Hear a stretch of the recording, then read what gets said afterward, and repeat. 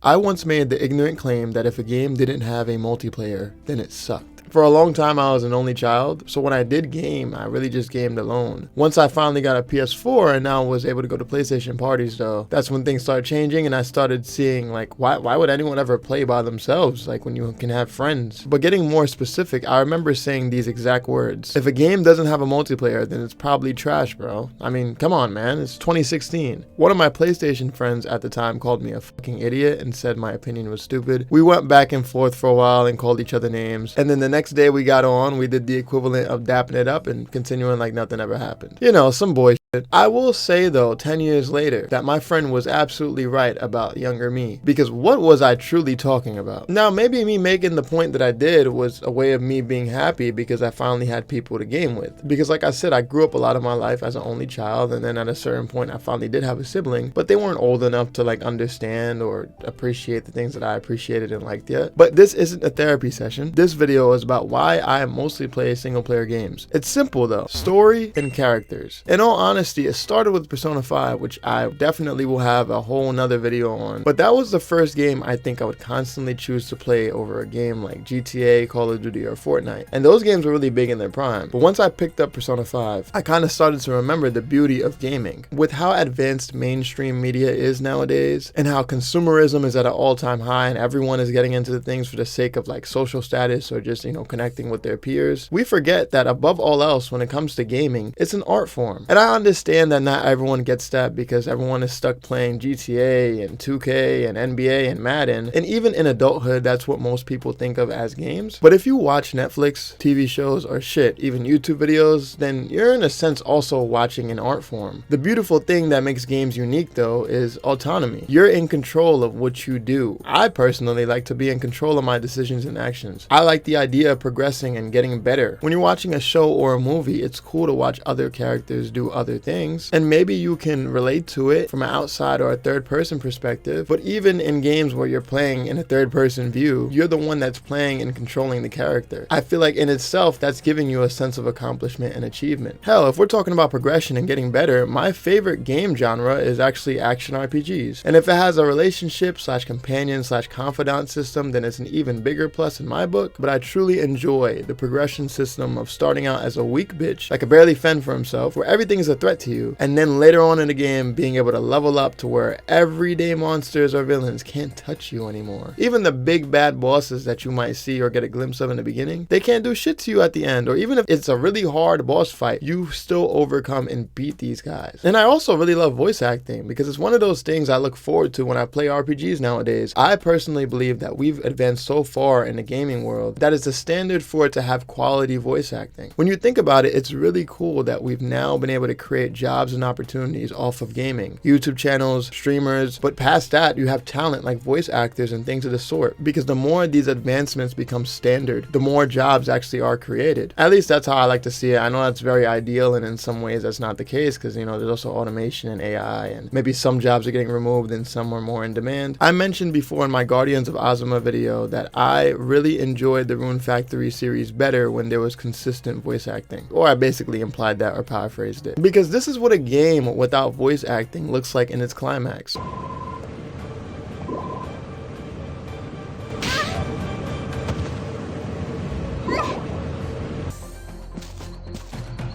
Okay?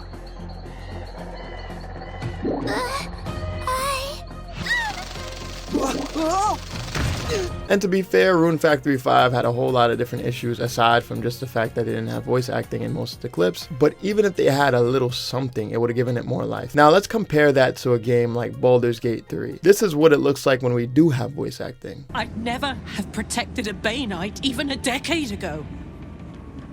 I looked after that fucker with my life. I trusted him. He gave me away to Zariel without a second thought. And now he's looking to ruin the entire Sword Coast! He has to die! And I'm gonna be the one who kills him! 10 years is a long time to be trapped in the hells. 10 years without a kind word. A touch. When I look at you, I feel real again. Alive. gods, I want to ride you till you see stars. Obviously, these two games that I mentioned are made with two different budgets and on completely different scales. But that aside, with or without context, you can see one was made with love and one was made... yeah. One was made. And I know this video is not about voice acting, but there's so many great reasons to take more time to enjoy some single player games, because even higher budget games can have shitty voice acting. But to bring it full circle, yes, I do sometimes play some multiplayer games like 2K and Fortnite. That's really all I play if I decide to play with friends or other people. But the thing I realize is that the progression in a multiplayer game is just kind of pointless. Climbing ranks and beating other players online, sure, it's a little exhilarating and, you know, it could bring some adrenaline and, you know, maybe some endorphins, dopamine. But a good night can be soured by a tough loss. And on a bad day at work, coming home to get your ass cooked by some brain-rotted 6th grader will make anybody crash out. In adulthood, I feel like I don't really have the same time for it as I did when I was younger. When you're younger, you could spend 18 hours a day cranking 90s. And when I say 18 hours a day, I mean literally 18 hours a day. In high school, I was waking up in the summer at 8 a.m. and not getting off with my friends until 4 a.m. That's just shit that we did. I'll be lucky if I get a few hours on a weekend to actually play anything, single player or multiplayer. So if I'm already running low on time,